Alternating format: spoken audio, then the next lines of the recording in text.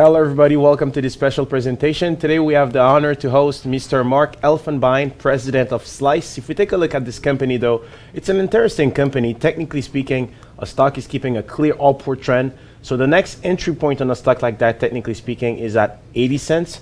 So Mr. Elfenbein is there with us to tell us why his company should represent your next investment. So Mr. Elfenbein, thank you for coming by. Great to be here. Excellent. So let's talk about your company, for instance. Here we know that your company is involved in the online shopping business, sort of. We know that a lot of companies like Canadian Tire are getting into that because they see a lot of growth potential in that.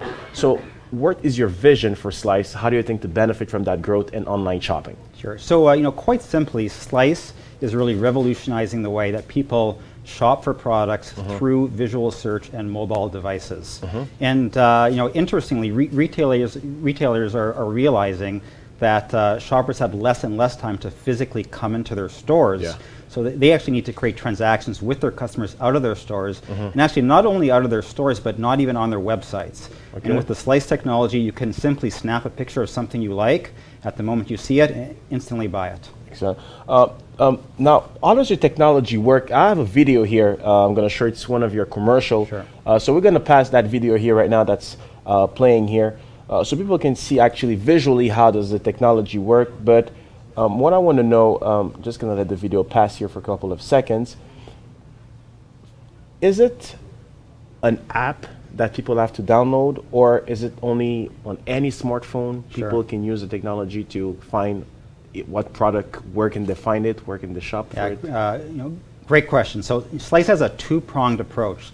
The Slyce technology will actually go into a very popular retailer's mobile app that may already have millions and millions of users and allow their customers to snap pictures of things they see and then buy products directly from that retailer.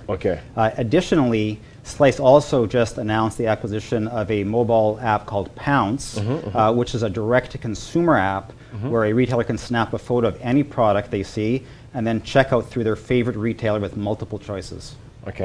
What do you think that gives your technology an edge compared to what the competition does? Right.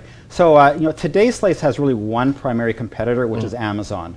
And Amazon has a phone called Amazon Fire, which is their Firefly phone. However, with the Amazon technology today, you could only snap pictures of items that are in the package. With the Slyce technology, you can snap pictures of items that are out of the package. And it's our feeling that probably 95% of all the items in the world are not in a package. What do you mean in a package? A package that might be in your pantry, craft dinner, where there's a logo or a code on it. The Slyce technology is very different in that we look at the attributes of items and do not need the exterior packaging. So for example, if I like your tie, your shirt, a pair of shoes, maybe some home decor like a lamp or a couch, the Slyce technology can detect what the product is and allow you to purchase it. So you're competing against a big player, Amazon. So how does this, how do you feel about the fact that you're competing against a big player? I think, so all of our customers are really Amazon's competitor. So if you look at it, there's probably 300-400 major retailers out there that are competing against Amazon. Our technology allows them to compete against Amazon with our white label technology. Talking of retailers, tell us more about the current retailers that you have in your portfolio. And I know recently there's another one here that's called a Neiman Marcus that you recently signed an agreement. So tell us more about Neiman Marcus deal and about the current retailers that you have and the ones that you're actually targeting. So very excited to announce our Neiman Marcus integration of the Slyce technology a few days ago. For those who don't know about Neiman Marcus is a US-based retailer. They're around a $5 billion business, probably either the #1 or #2 luxury retailer, department store in the US. And our partnership with Neiman Marcus is such that if you open up the Neiman Marcus app, there's really two ways to buy things now. You can do a traditional search by typing in words and trying to find things, or you could snap a picture with their new Snap, Find, Shop functionality that Slyce powers. And we're very excited about this, and we think we'll be partners for a very long time with them. Makes sense. So in terms of revenues, how are they generated? I'm trying to understand how do you generate revenue. So Slyce has a very attractive revenue deployments in the marketplace. One of the primary revenue streams we have is a monthly recurring software licensing fees. So very similar to how maybe an Oracle might work with an enterprise software licensing deal with a customer. The Slyce technology is a monthly recurring fee that a customer pays to us. Typically those fees could range between $5,000 and $20,000 per month, depending on who the customer is, and it basically goes up based on how many products are in the catalog. Okay. And over time, we think this is a very attractive monthly recurring revenue model. Additionally, Slyce receives revenues for every product as a one-time fee that's integrated into the catalog. So let's say Gap adds another product, they have to pay. Correct. And in a better scenario, a retailer may say, hey, we want to activate our entire men's department, which may have 150,000 products.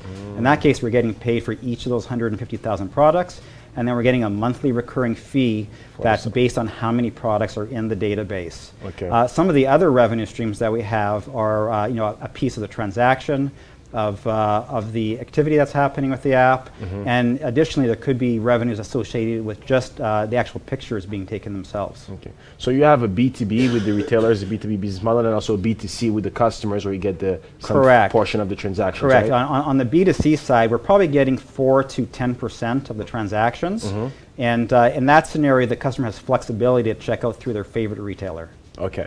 Excellent. And which is going to be the target? Is it going to focus mostly on the B2B or in the B2C side? To date, we've been fairly heavily B2B, and it's simply a function of the fact that we have these major billion-dollar retailers that are reaching out to Slyce saying, hey, we have image recognition on our roadmap. This is a major project. We're probably not going to invest millions of dollars and have a giant team try to develop this. We really need a third-party provider to manage this process for us. Okay.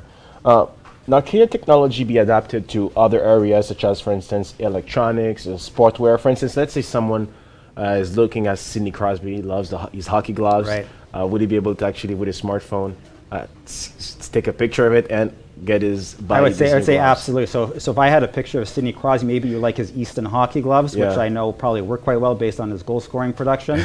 You may want the Pittsburgh Penguins jersey itself to purchase. Okay. You may like his stick. So any of those items would be purchasable through the Slyce technology. Excellent. Now, in terms of the company that you recently bought, Pounce, you also know that we also have a new customer, which is called Tilly Partners. Can you tell us, strategically speaking, why did you make that acquisition, and with the customer that you have with Tilly Partners, can you tell us more about this? Sure. So Pounce, which we've been referring to, is an Israeli-based company, and Pounce is now becoming our business-to-consumer play, where Pounce has already spent millions of dollars and years developing a direct-to-consumer app where the customer can snap a picture of an item and then instantly purchase it through one of many, many significant retailers. Okay. Today, Pounce has integration deals with major retailers like Target, Macy's, Toys R Us, Best Buy, and allows the customer to buy an item through there. Interestingly, with Pounce, they've also done e-commerce integrations with all these retailers such that the customer never has to enter their credit card information. So if we have their data one time, they can do a one-click checkout through their favorite retailer, virtually eliminating all the friction on the purchase process. Yeah. Okay. So is it like a strategy that you will continue to do, like acquire companies like, for instance, like Pounce that have that edge? I would say that you could look at Slyce as being highly active on the M&A side with some of our recent funding. We're in a fortunate position that we have a good currency to acquire companies right now, and we're going to be buying very synergistic pieces that add to our story. Now, talking of the cash that you have currently, how would you allocate it? Will it mostly be towards the development of your technology, or will it mostly be toward M&A? Acquisitions? Well, I would say that those two components will be a significant source. We have a R&D team in Toronto with research scientists, and we're continuously investing in that, and we're always trying to be a few years ahead of the curve. And similarly, we think there's many interesting acquisitions opportunities in the mobile shopping space and mobile technology space. So both will get almost the same weight, approximately. I would say there's going to be a fair amount devoted to each of those moving forward. Excellent. Now, what are the main projects that Slyce will be working on? Because so far your story, by looking at your chart, it's a new company. Compared to a lot of stocks in the venture index, yours is doing really well. So what are the projects that you're working on for the end of this year, the beginning of next year? Yeah, good question. So I think increasingly we're trying to make our technology faster and more expansive. If you look back when Google had started out and other companies, they've obviously made huge inroads and their technology just a lot more capable and quicker. And so similarly, we're going to keep investing and trying to create more of like a Shazam-like time frame where within a few seconds you can instantly get your product and check out. And additionally, we're going to bring in many, many more retailers. We feel that there's hundreds and hundreds of retailers that would like our technology in their app. Are you currently having discussion with some of them? We're having discussions with almost every significant retailer, I would say, in North America. Okay. And we're fortunate because a lot of them are contacting us. So our business development pipeline is not not an issue at this point for us. Okay, excellent. Well, Mr. Elfenbein, definitely, I love your story. Technology so far looks great from what we saw in the commercial.